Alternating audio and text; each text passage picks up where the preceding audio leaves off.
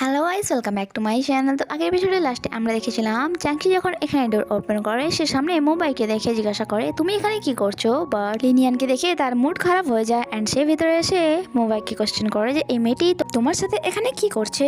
Mobile বলে যে আমার সিচুয়েশন বোঝা দরকার তোমার, আমি শুধুমাত্র ড্যাডের কথায় তাকে এখানে নিয়ে এসেছি, কারণ তুমি ভালো করে জানো আমি ড্যাডের কথা অমান্য করতে পারবো না। চাংশি অনেক রেগে বলে তুমি তোমার ড্যাডকে সামান্য এইটুকু কথা বলতে পারছো না যে তোমার আগে থেকে একটি গার্লফ্রেন্ড আছে, আমার তো এখন তোমাকে কোনো প্লে বয় মনে হচ্ছে। মোবাইল বলে প্লিজ এরকম বলো না, আমি তো বলছি যে আমি শুধুমাত্র ড্যাডের কথায় তাকে এখানে নিয়ে এসেছি, নাহলে কখনোই তাকে আমার সাথে নিয়ে আসতাম না। অন্যদিকে আমরা লিনিয়ান আর সোয়ানকে একসাথে দেখি, যেখানে লিনিয়ান তাকে বলছিল তুমি এখানে কি করছো, তুমি আমাকে কেন বলোনি তুমি ট্যাংসির সাথে এখানে আসছো। সোয়ান বলে এমন ভাবে বলছো যেমন তুমি আমাকে জানিয়ে এসেছিলে যে তুমি মোবাইলের সাথে এখানে আসছো, আর এটা নাই আমাদের প্ল্যানের অংশ ছিল। লিনিয়ান বলে ওকে বাদ দাও এসব, আপাতত এখন তোমাকে আমার থেকে দূরে থাকতে হবে যাতে কেউ আমাদের উপর সন্দেহ না করে। অন্যদিকে আমরা মোবাইল ড্যাডকে দেখি যে তার ম্যানেজারের সাথে ডিসকাস করছিল যে আমাকে কোনো রকম ভাবে মোবাইলকে হোল্ড করতে হবে, তার ক্যাপাবিলিটি দেখে মনে হচ্ছে যে সে যে কোনো ভাবে আমার হাত থেকে বেরিয়ে যেতে পারে, আর যা আমি একদমই হতে দেবো না।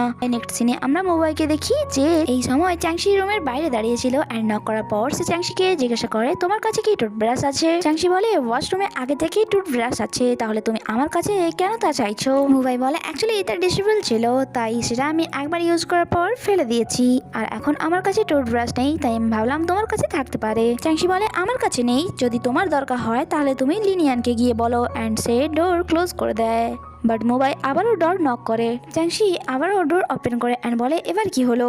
মোবাইল বলে যে অ্যাকচুয়ালি আমার টাওয়াল দরকার ছিল, কারণ আমি শাওয়ার নিতে চাই, তাই আমি ভাবলাম তোমার কাছে এক্সট্রা টাওয়াল থাকতে পারে। চাংশি বলে যে যদি তোমার কিছু দরকার হয় তাহলে তুমি কাস্টমার কেয়ার সাথে কথা বলো, কারণ এটা মনে রাখবে যে আমরা এই সময় সি রিসোর্ট হোটেলে নেই যে সব জিনিস আমি তোমাকে দিয়ে আসবো। অ্যান্ড সে ডোর তো ক্লোজ করে দেয়, বাট মোবাইল আবারও ডোর নক করে অ্যান্ড ডোর ওপেন করে। চাংশি তাকে একটি টুথব্রাশ দিয়ে বলে এটা আমার টুথব্রাশ যা আমি নিয়ে এসেছিলাম, আর এটা ডিসেবল, তাই 2-3 বার তুমি আরামসে ইউজ করতে পারবে। অ্যান্ড তা দিয়ে এসে ডোর ক্লোজ করে দেয়, বাট তার আবার মনে হয় যেমন মোবাইল নক করেছে, তাই ডোর ওপেন করে। সে বলে যে তুমি কি নক করেছিলে। মোবাইল বলে কই না তো, বাট তুমি যদি বলো তাহলে আমি করে দিচ্ছি। সে সেখান দিয়ে চলেই যাচ্ছিল, বাট সামনে থেকে আসা সোয়ানের উপর তার নজর যায়, যে তাকে দেখে বলে যে অ্যাকচুয়ালি আমি পানি খেতে এসেছিলাম। সোয়ান পানি নিয়ে নিচে যাচ্ছিল, যখন কি মোবাইল সেখানেই দাঁড়িয়ে ওয়েট করছিল যে কখন সোয়ান সেখান থেকে যাবে, কারণ তার উপর একদম বিশ্বাস ছিল না মোবাইল। নেক্সট সিনে আমরা তাদের সকলকে কারে হয়ে কোথাও যেতে দেখি, অ্যান্ড আমরা জানতে পারি তারা চায়নার ফেমাস সিটিতে এসেছিল, অ্যান্ড এখানে লিনিয়ান অ্যান্ড সোয়ান তাদের দুজনের মধ্যে এক দেওয়ালের মতো দাঁড়িয়েছিল, আর তাদের কারণে তারা দুজন একে অপরের কাছে আসার সুযোগ পাচ্ছিল না।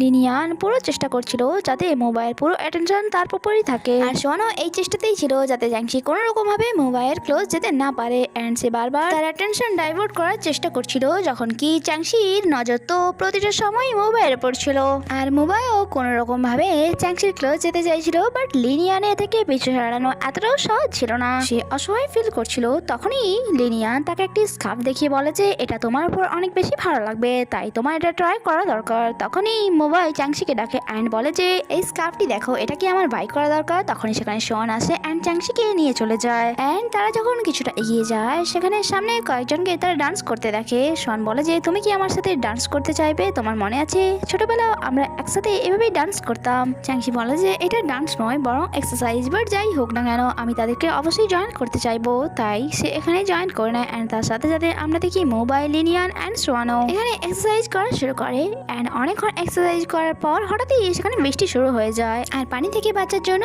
সেখানে সবাই দৌড়াদৌড়ি শুরু করে, অ্যান্ড কিছু লোক টেন্টে চলে গিয়েছিল আর কিছু লোক সেখানে আশেপাশের দোকানে আশ্রয় নিয়েছিল। আর এখানে চ্যাংশি অ্যান্ড মোবাইল ধাক্কা লেগে যায়। এখানে মোবাইল তাকে জিজ্ঞাসা করে সোয়ান কোথায়। চ্যাংশি বলে জানি না, সে ভিড়ের মধ্যে কোথায় হারিয়ে গিয়েছে। মোবাইল বলে অ্যাকচুয়ালি লিনিয়ানও হারিয়ে গিয়েছে। তখনই তাদের কাছে এক আন্টি আসে অ্যান্ড তাদেরকে বলে যে তোমরা কি একে অপরকে লাইক করো, তাহলে তোমাদের অবশ্যই লাভ লোক লাগানো দরকার। বাট মোবাইল তো এইসবের উপরে একদমই বিশ্বাস ছিল না, বাট আন্টি কনভিন্স করে যে আমি অনেককেই দেখেছি এই লাভ লোকের দ্বারা তার ভালোবাসাকে পেতে, তাই তোমরা চাইলে এটা ট্রাই করতে পারো। আর এইভাবেই আন্টি তাদেরকে লাভ লোক বাই করার জন্য কনভিন্স করে নেয়। অন্যদিকে আমরা সোয়ান আর লিনিয়ানকে দেখি যারা টেন্ডে ছিল, অ্যান্ড এখানে লিনিয়ান সোয়ানকে একা টেন্ডে দেখে সে অনেক বেশি রেগে যায় অ্যান্ড তাকে বলে চাংশি কোথায়, আমি তোমাকে বলেছিলাম না তাকে নজর রাখতে। সোয়ান বলে তুমি কি দেখতে পাচ্ছ না এখানে কত বেশি ভিড়, আর এমনিতেও তুমি তোমার কথা বলো যে মোবাইল কোথায়, তোমার কি কোনো আইডিয়া আছে সে এখন কোথায়। কিছুক্ষণ পর পানি বন্ধ হয়ে যায় আর সবাই ট্রেনের বাইরে আসতে শুরু করে, বাট ভিড়ের কারণে সোয়ান ট্রেনের বাইরে পড়ে যায় কারণ তার পা পিছলে গিয়েছিল। তাই লিনিয়ান তাকে উঠতে সাহায্য করে।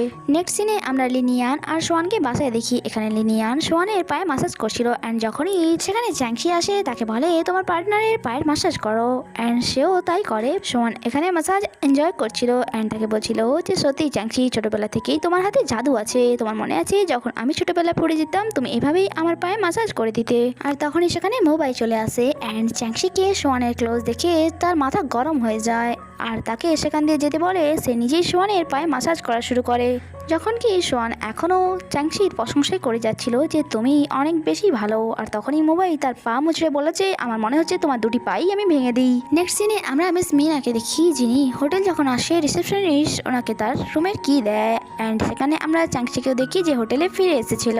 তারপর আমরা চ্যাংশিকে দেখি যে এই সময় একটি রুমে সেট আপ করছিল। তখনই তার কলিগস তাকে জিজ্ঞাসা করে তুমি কি মিস মিনাকে চেনো? চ্যাংশি বলে সেটা আবার কে? তার কলিগস জানা যে অ্যাকচুয়ালি মিস মিনা আমাদের পাস্টের খুব বড় একটি স্টার ছিলেন। তিনি এক অ্যাক্ট্রেস ছিলেন, তার সাথে সাথে তিনি সিঙ্গিংও খুব ভালো করে করতেন। আমার মম তার ব্যাপারে আমাকে অনেক কিছু বলেছে, ইভেন তো আমার মমের আইডল তিনি।